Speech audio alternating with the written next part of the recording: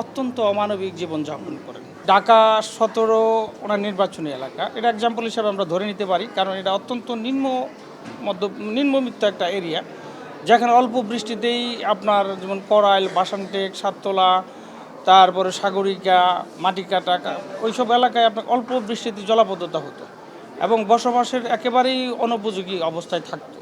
তো আলহামদুলিল্লাহ উনি প্রথমে উদ্যোগ গ্রহণ করেছেন যে তাদের যাতে জলাবদ্ধতাটা না থাকে। আলহামদুলিল্লাহ এবার বৃষ্টিতে আমরা দেখলাম যে জলাবদ্ধতা কোথাও নেই। অলরেডি উনি ১৭টা পাম্পের ব্যবস্থা করে দিয়েছেন, যাতে এই যে গ্রীষ্মকালীন সময় যে একটা তীব্র পানির সংকট থাকে। পাশাপাশি উনি আপনার ওই এলাকার দীর্ঘদিনের যে একটা সমস্যা, যে ইলেকট্রিসিটির একটা প্রবলেম, তো ওইটাকে উনি প্রিপেইড মিটার করে দিয়েছেন সবাইকে।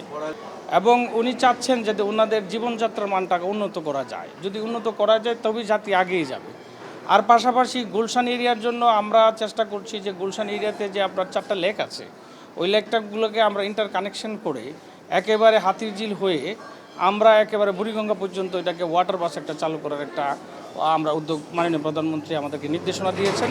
সেই পর্যায়ে সেইভাবে আমরা কাজ করে যাচ্ছি। পাশাপাশি এই যে হত দরিদ্র যারা আছেন, যেমন আপনার এই যে জানেন কি না জানি না, আপনাদের এই করাইল এবং বাসানটেকে 2টা প্রতিবন্ধী সংস্থা আছে, অত্যন্ত অমানবিক জীবনযাপন করেন। যখন আমি মাননীয় প্রধানমন্ত্রীকে জানিয়েলাম, বলে যে তুমি ওনাদের সাথে মিট করো, আমি আমার স্থানীয় নেতাকর্মীদেরকে নিয়ে ওদের সাথে বসলাম।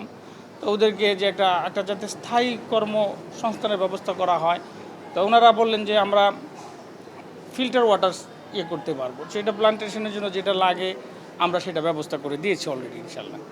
তো এভাবেই ওনার যে চিন্তা যে দেশটাকে ডেভেলপ করবেন, এটা আমরা আসছি শুধু একটা রুগী দেখার জন্য না। বেসিক্যালি আমি আসছি যে এই যে অর্থোপেডিক হসপিটালের অবস্থানটা কী, এটা আমি গিয়ে ওনাকে জানাতে পারবো।